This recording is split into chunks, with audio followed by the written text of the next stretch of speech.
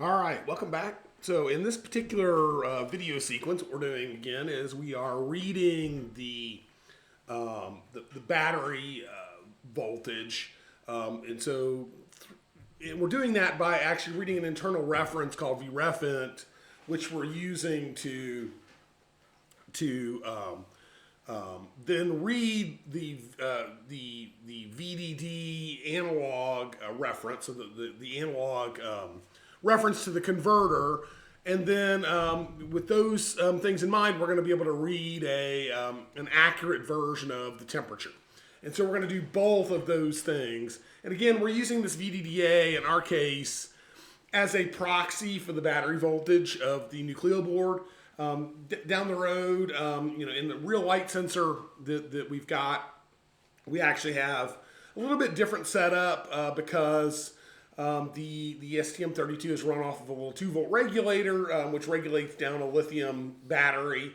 And then we're measuring that lithium battery with a voltage divider that is running through a switch. And so we use a low leakage switch to turn on that divider, so that divider is not just sitting there using up current all the time, right? So anyway, so for this purpose, what we're going to do is we're just going to read the effective battery voltage and the temperature.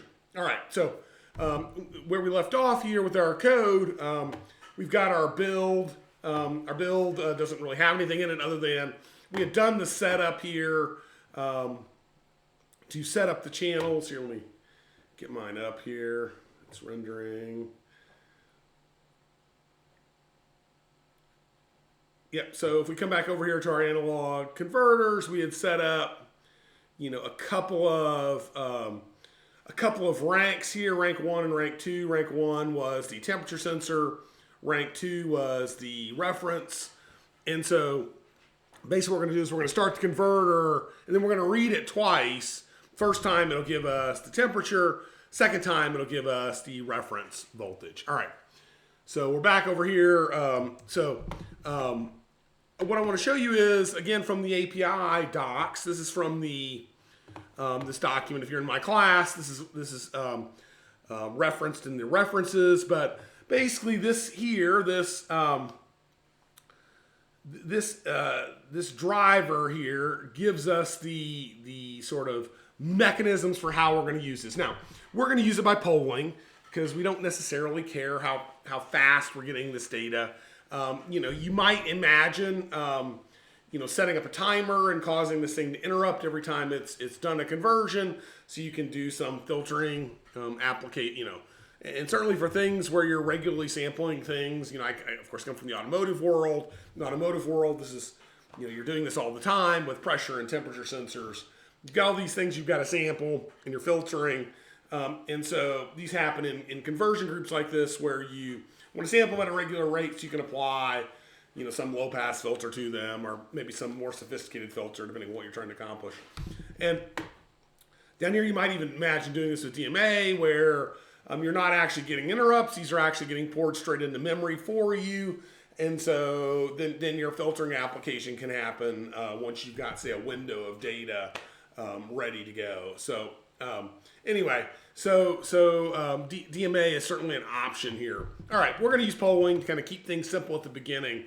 The first thing I'm going to do, though, is I'm going to create a structure to hold the data, because I want to wrap this whole thing in a function that I can call.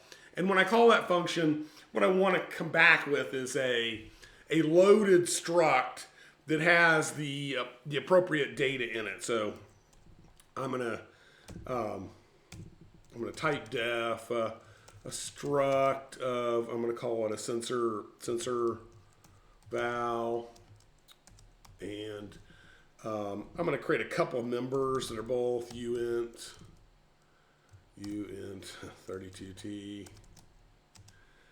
I'm gonna call the first one VDDA value, and I'm gonna call the second one temperature. All right. So this is my temperature, and then down here I want to go ahead and call this a sensor val T. So I've got a type now that I can use to create pointers, and of course allocate space for this. So I'm going to create a function, and that my function is going to return some U32T of just a status. So I'm going to call it read sensor, and I'll make it a sensor val T pointer. I'm going to call it sensors. All right, so now I've got the beginnings of this function. Of course, in a function like this, of course, the first thing you're going to do is just, if not sensors, you pass in a bad pointer. I'm going to return, -1. Just bail out. So kind of a, now our functions have nothing in it. It has something. There we go. And so now what do we want to do inside of here? What do we want to do inside of this function? Well, what I want to do is I want to go back to the, you know what? I wasn't showing you the code. Here's the code. Apologize for that. But here's the sensor. This is the sensor val struct. I had you on the API there. I didn't notice that. Here's the type def for the struct. Here is the beginning of the function. We really haven't done anything yet. The function is just stubbed out there. In fact, we can even come down here in main.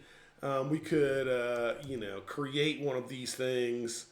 I'm going to call it a sensor val T. I'm going to call this my sensors, just because this is a little test frame. I'll come down here, and I'm gonna go ahead and I'm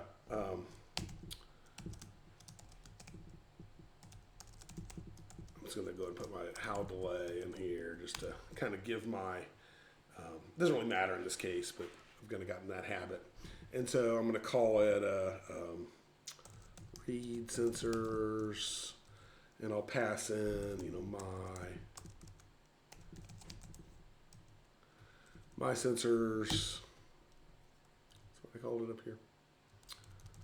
Yeah, my sensors. I'll pass in my sensors, and then we'll just use the debugger here instead of printing things out. We'll just use the debugger to look at the values of that later on. All right, so here we are. We're inside of this function that again we're going to call here, and with that what we called it there in main. And so what we want this to do is we want it to go ahead and read the values from the converter. So let's come back over to the API here. Again, we're going to follow this recipe up here. And so the first thing we're going to do is we're going to grab this optional, but turns out to be kind of important. This calibration, what it is, it's some values that are loaded at the factory at ST that allow you to make the A to D converter a little bit more accurate. If you run this before you start the converter, it will load this up, and it will give you a better result. And so I'm gonna copy this here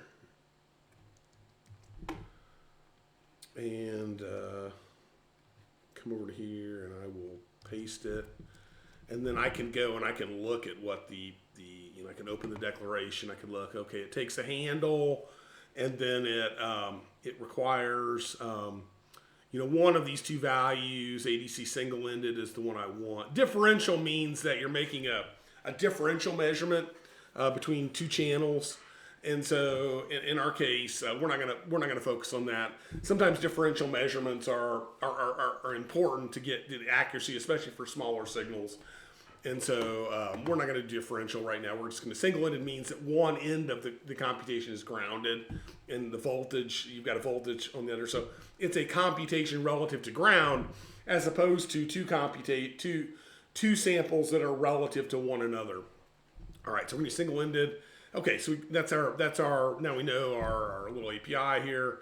So we'll pop back, and so I'm going to put in the and HADC 1, and then I forgot to grab the other piece here. It was ADC single ended. Okay. All right, so that's the first part. Let's go ahead and see if this will build clean. If we got errors. Oh, got errors. Oh, yes, I named it wrong when I called it down here.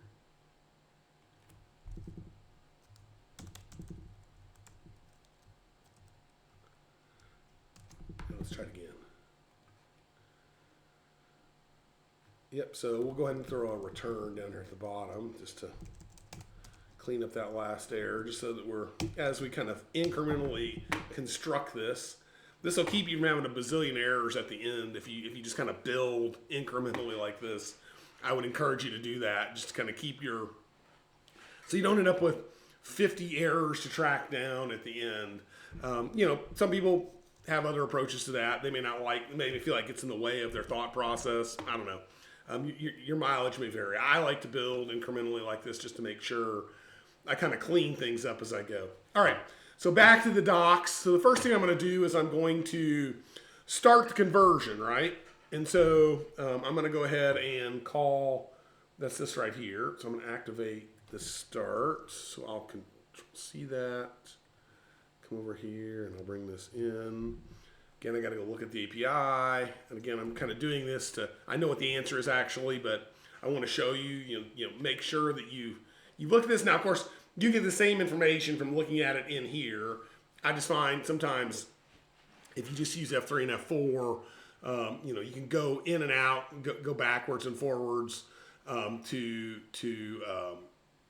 get back to where you came from. This sometimes is just faster. Anyway, so I'll come back over here, and so this will be, again, I'll need to get and HADC. So this is our handle. This is the handle for the actual converter. Remember, some STM32 parts have multiple A to D converters. So this one happens to have one, but there are many parts that have multiple converters, so that you can do these sorts of conversions quickly. I'm going to bookend this down here at the bottom. I'm going to say how ADC stop, and same thing. I'm going to pass it in this here. So start and stop. All right. Okay. So I'm calibrating. I'm starting. I'm stopping. So now what's next here? If I come over to my browser API docs, I'm going to do a poll for conversion. So I'm going to go over here and I'm going to do a poll for conversion. So we're waiting for one conversion to happen. So let's go look at its interface. And so I've got some timing value here. So when you're polling, you can you can get stuck in one of these things. Let's say your converter, you started a poll for conversion, but your converter wasn't actually started for some reason. For instance, I'm not really checking some of the things that I probably should be checking here. Like, for instance, did that start actually succeed? So you can get into a situation where the thing never comes back. And so what I'm going to do here is I'm just going to use a maximum delay. And then down the road, you would definitely want to put a timeout in there that allowed you to get out of this without getting stuck in this poll for conversion. Right? Anytime you're polling, you need a way to break out so you don't get stuck. But for our purposes here, simple little example, I'm gonna just use a maximum delay. All right, so I need to put in the handle, which I'll do here. Oop. Right here, I'll put in a handle.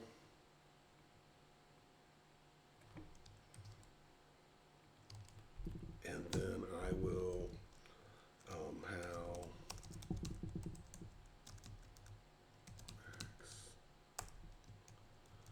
delay. All right. Okay, so when we're going to poll for conversion, what are we going to get? What's the first thing we're going to get? Well, we're going to get the first value from over here. So if you remember, the first value is going to be the temp sensor. So let's go ahead and do a read here. And so if I come back over to my API docs, I'm going to do a get value. And so I'm going to create a couple variables up here, and they're going to be uint32s.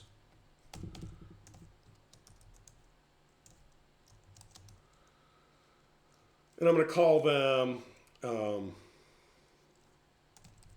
temp raw and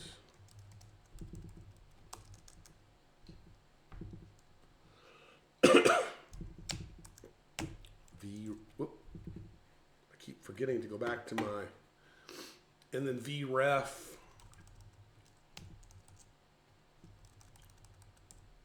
int raw. So I'm going to create a couple of local variables inside of the function, and I'm going to just use to store the values. Now let's pop over to the API. And so I'm going to go ahead and get the first value, right? Presumably we've polled. We're at a point where we've actually collected it. All right, so let's go and look at what ADC get value does.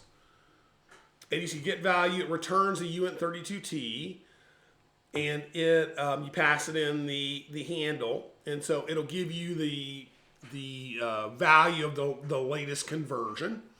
And so, and it returns uint32t, even though it'll return again, it returns a uint32t, and that, you know, it will return a 32-bit value, even though what we know about this converter is that its maximum width is 12 bits. So it's returning, 12 bits within this 32-bit, it's returning an integer, a full width integer, even though really, you could have, you could theoretically, you could return a short here and be just fine, right? Because a 16-bit short would handle it. But in our case, it returns 32 bits, so we're going to store it in 32 bits, even though it's a 12-bit. It's a 12-bit maximum quantity. All right, so we've got to pass in this thing here,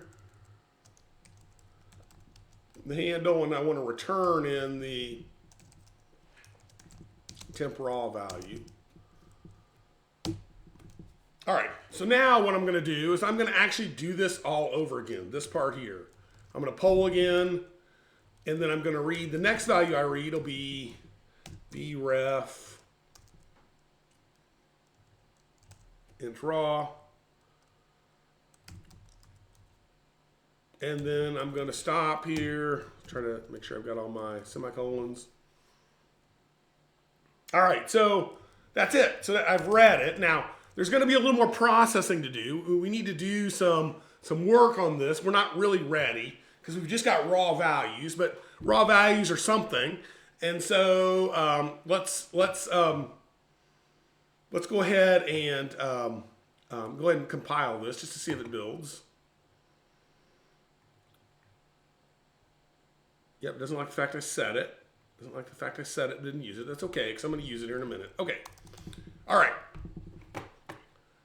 So let's come back over to the browser API docs. Now, so now we've got the data. We've done our reading of the converge. Now, what we need to do is we need to actually compute the values. Now, what we're going to do is we're going to use a couple of macros. And if you look down here in the defines, you would find, see how far I have to look down here, in the API.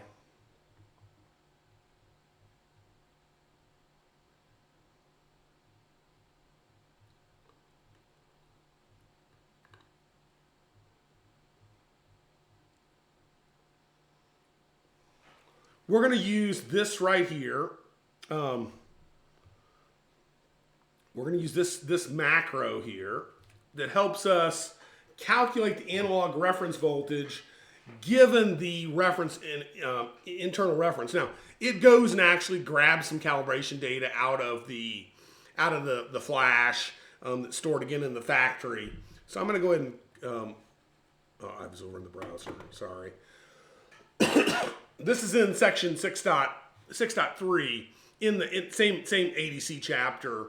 But basically, there are all these macros. The macros, again, are little blocks of code that allow you to drop in some computation without having to having to write this computation yourself, but it's not a function. It's actually going to just plop in a block of code here. So I'm going to grab this one here, this one to calculate the analog reference voltage. Come back over to cube IDE. See if I can't get it on one line here. All right, so let's go and look at the API for that. It takes the VREFINT ADC data and it takes in a resolution parameter for what resolution it is, and we're going to grab this 12-bit piece here. Sorry, I'm back over in the API docs. Here we are. So it takes this reference raw that we received, and then we also want to pass in this the fact that it's a 12-bit computation here. So come back over to here.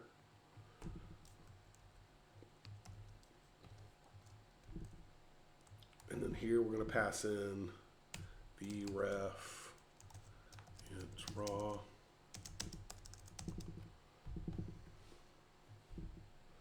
Okay, and then over here we're going to actually grab this value and we're going to put it into sensors VDDA value equals that thing. So now when it grabs it, it's going to take whatever that raw A to D value that we just grabbed from the converter. It's going to run it through this macro, which is going to compute a value that will give us what we need for the actual VDDA. And what this thing returns here is, if I come back to the API, it returns the analog reference voltage, the converters, or the A to D converters reference voltage in millivolts. So it'll be a number in the thousands, right? So if we've got a 3.3 volt reference, and it'll be like 3,300 something, right? So it's going to come out looking. It'll all be an integer sort of value. All right. So the next thing we want to do is we're going to leverage that thing we just grabbed, and we're going to actually compute the temperature.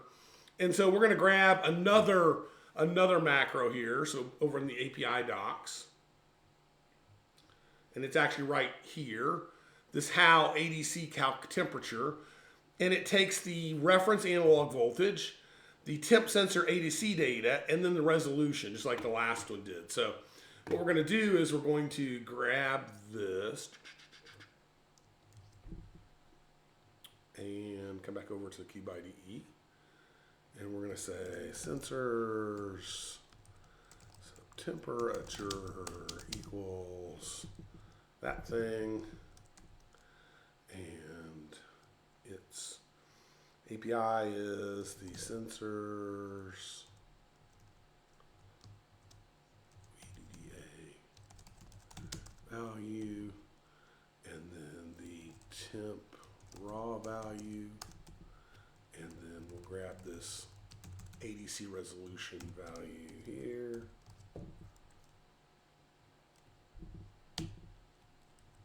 All right. That's it. And so that's all we need to do. So now we've computed the temperature and the voltage. We've stored them back to our struct, and then return 0 to say that the function completed successfully. And so let's see if this builds. Yep, we're building clean. And so now let's go and let's dump it into the board and take a look at it here.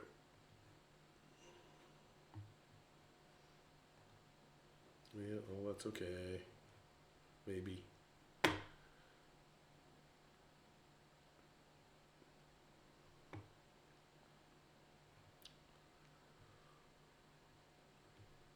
Okay. I'm going to drop a breakpoint there. And so I'm going to run to that breakpoint. Here's my sensors over here. The values are all goofy, right? Because I haven't written anything to them, and they're just sitting on the they're just some stack variable here that I created in main. So now let's run it one time.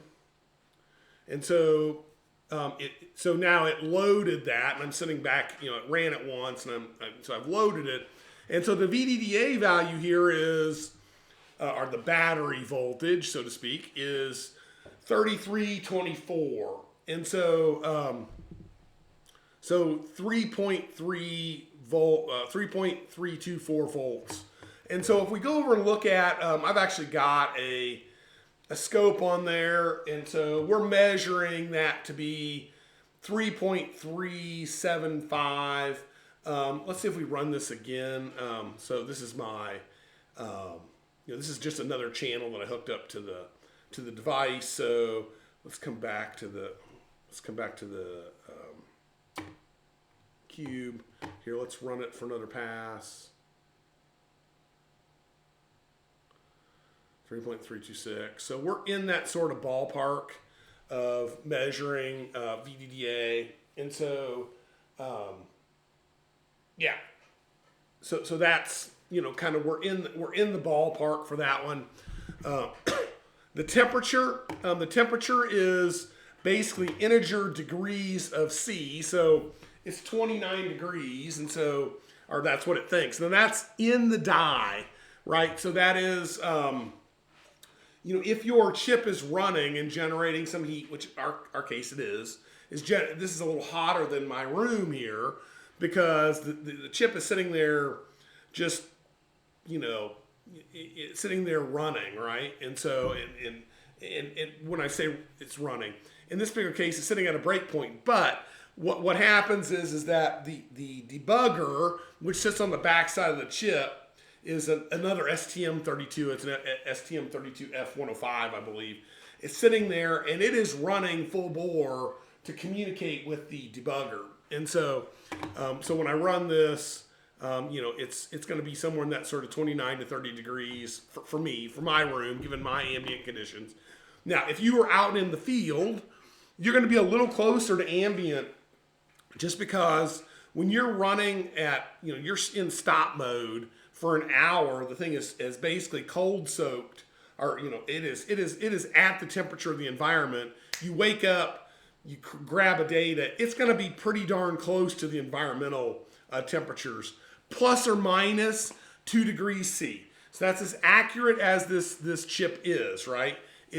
Now they say that typically it's plus or minus 1, and so, but what they'll go to court on is plus or minus 2. All right, so I'm going to show you something here. Maybe I can. So I've got my little handy dandy temperature sensor here, and so I was going to put it on temperature here. See that, and then I've got my little thermocouple probe here that I'll just sit on top of the chip.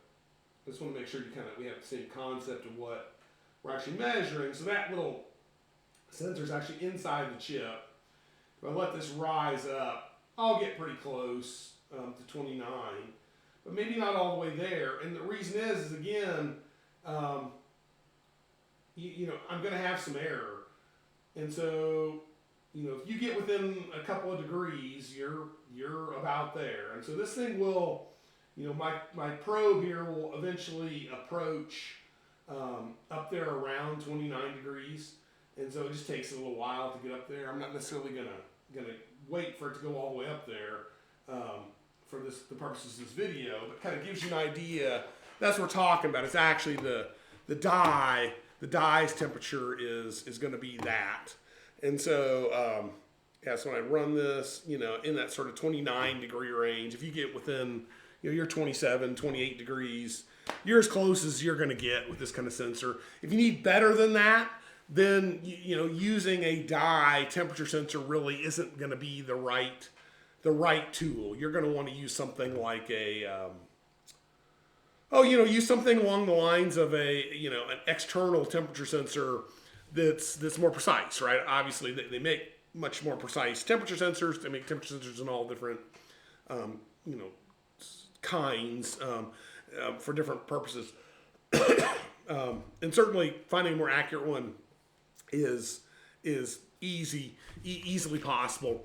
If you want to keep if this will work and it's already built into the chip, and you can get by with this, that's accurate enough for you, then this is not a bad way to go, because it's relatively accurate for what we're doing here, and it is it's already integrated. So okay, so that's it. It's not a gigantic piece of code, but I know it's an involved piece of code. If until you really understand kind of conceptually what's going on inside of the chip, and so if you're in my embedded systems class, I guess I'm assuming you'll integrate this somewhere in your command interpreter where you're going out to read the battery voltage or you're going out to read the temperature. What you have to know though is you have to read the battery voltage to get the temperature, right? 'Cause it is this temperature computation is dependent on it. So if you just want to read the battery voltage, you don't need to do the temperature, but you do vice versa. So it's probably one of those things where you're going to call this function, load up that struct, and you'll use the part that's relevant to which one of those computations you're making. So that may be the simplest thing.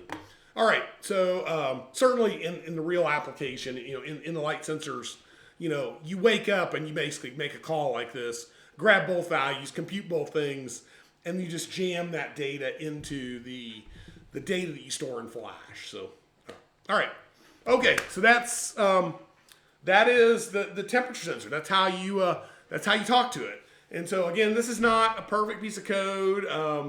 If you're coming in from this is you're not in my class. You're looking at this. You're taking a lot of liberties with things like max delays here, just basically polling for basically ever here. I'm taking some liberties, and I'm not checking the return status of these calls. Each one of these has a return status to make sure that it was okay, that it completed successfully.